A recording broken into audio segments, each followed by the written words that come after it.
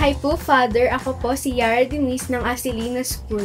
Ask ko lang po, Father, ilan po ba ang archangels? Thank you po. Sino nga ba ang mga arkanghel? Alam niyo po, may mga tradisyon na sinasabing 7 sila. Pero sa Catholic tradition ay meron tayong 3 pinaniniwalaan na archangel. Ito medyo may research ako para talagang tama. Sino-sino to? Si San Miguel, si San Gabriel, at si San Rafael. At bawat isa sa kanila ay may naging kanya-kanyang tungkulin sa ating pananampalataya na sana ay matularan natin. Sino ba si Saint Michael? Sabi dito, si Saint Michael, siya ang defender against evil.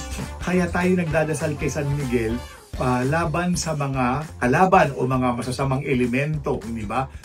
There's this prayer to Saint Michael para mapagtagumpayan natin ang mga gawaing masama o mga tentasyon ng paggawa ng kasamaan. So, pangalawa, si Saint Gabriel. Kung matatandaan natin si San Gabriel, siya ang nag-messenger ng balita para na si Maria ay magbubuntis, di ba? Si San Gabriel. So, ibig sabihin, he is the messenger of good news ng ating Panginoon.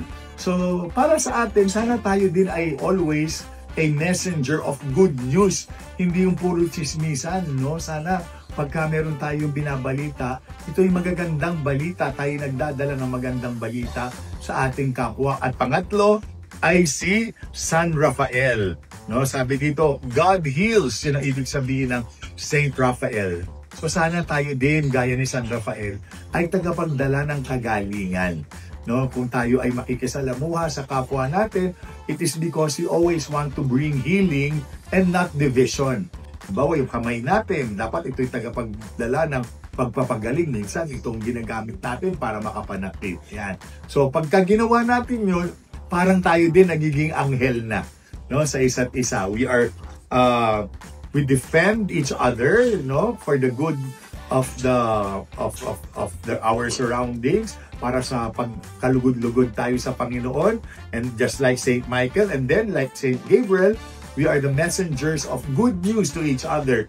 And like Saint Raphael, no, we bring healing to the people around us. So sana yun ang maging hamon para sa ating lahat.